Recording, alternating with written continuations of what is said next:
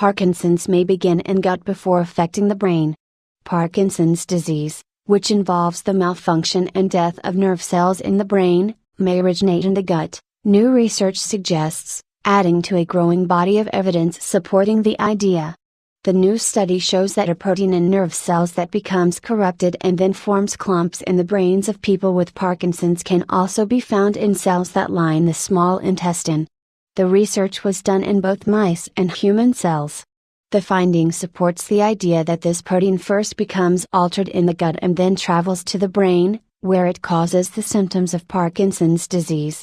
Parkinson's disease is a progressive movement disorder, affecting as many as 1 million people in the United States and 7 million to 10 million people worldwide, according to the Parkinson's Disease Foundation. The protein, called alpha-synuclein, is abundant in the brain. And in healthy nerve cells, it dissolves in the fluid within the cell. But in Parkinson's patients, alpha-synuclein folds abnormally. The misfolded protein can then spread through the nervous system to the brain as a prion, or infectious protein. In the brain, the misfolded protein molecules stick to each other and clump up, damaging neurons. 6 foods that are good for your brain. In 2005, researchers reported that people with Parkinson's disease who had these clumps in their brains also had the clumps in their guts. Other research published this year looked at people who had ulcers and who underwent a surgery that removed the base of the vagus nerve, which connects the brain stem to the abdomen.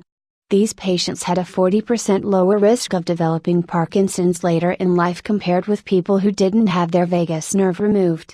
Both findings suggested the prion may originate in the gut. But one puzzle remained: how the proteins that became altered in the gut get spread to the brain. The protein had been found in the lumen, or the space inside the gastrointestinal tract, but nerves are not open to the lumen, said gastroenterologist Dr. Roger Liddell, senior author of the new paper, appearing today, June 15, in the journal JCI Insight, and professor of medicine at Duke University in North Carolina. A key clue to how the protein may move from the lumen into nerve cells came in 2015. Liddell's team discovered cells in the lining of the small intestine that acted a lot like nerve cells, Liddell said. The cells were endocrine cells, meaning they produce hormones, but they contain neurotransmitters and other proteins normally found in neurons. These cells even appeared to branch out in a similar way that neurons do, to communicate. When placed near neurons, these endocrine cells behaved a lot like neurons. The endocrine cells moved toward the neurons, and fibers sprouted between the cells, connecting them, Liddell said. The process was captured in a time-lapse video featured in the 2015 study in the Journal of Clinical Investigation. It was only afterwards that we started putting these things together. These cells have a lot of nerve-like properties, so, let's see if they also contain alpha-synuclein. And if they do, maybe they could be the source of Parkinson's disease, Liddell told Live Science.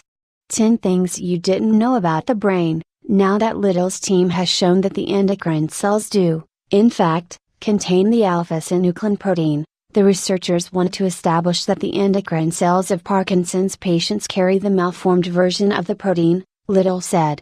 If they can establish that, Liddell said, they can envision how the corrupted proteins causing Parkinson's disease could spread from the gut lining to the brain, possibly via the vagus nerve. Previous research has shown that people exposed to certain pesticides and bacteria are more likely to get Parkinson's. Liddell said that one possibility is that these agents may affect the nerve-like endocrine cells in the gut, altering the structure of the alpha-synuclein protein inside the gut cells. Maybe it's bacteria, maybe a toxin that people ingest.